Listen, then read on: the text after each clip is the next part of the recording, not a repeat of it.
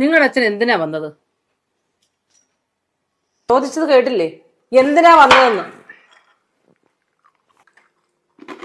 മരുന്ന് മേടിക്കാൻ കാശിന് വന്നോ?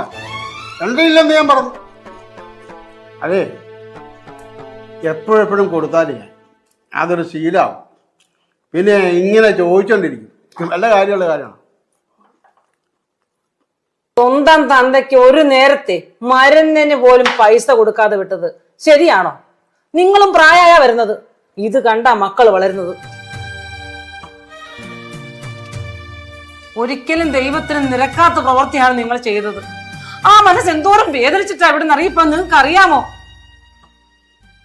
പണിയോ?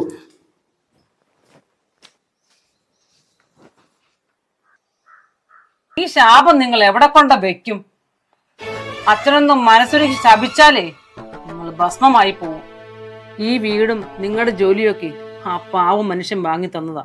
അച്ഛന്റെ കാര്യത്തിൽ ഒരു തീരുമാനം എടുത്തിട്ട് മതി ആഘോഷങ്ങളൊക്കെ. ഓ പിന്നെ ഇല്ലെങ്കിലോ?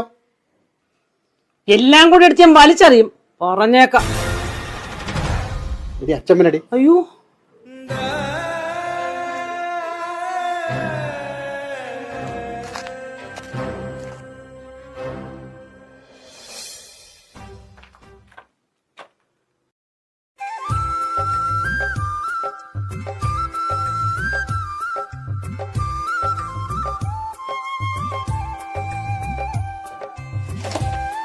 കൊച്ചെഴുന്നേറ്റോ? ഇല്ലച്ചാ.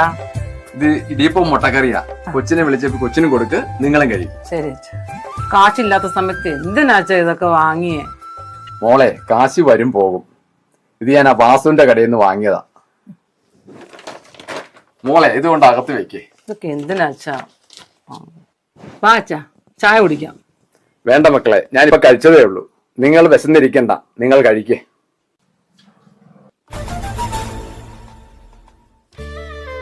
എന്താണ് നിനക്ക് എന്ത് പറ്റി? നീ എന്താ വിഷമിച്ചിരിക്കണത്?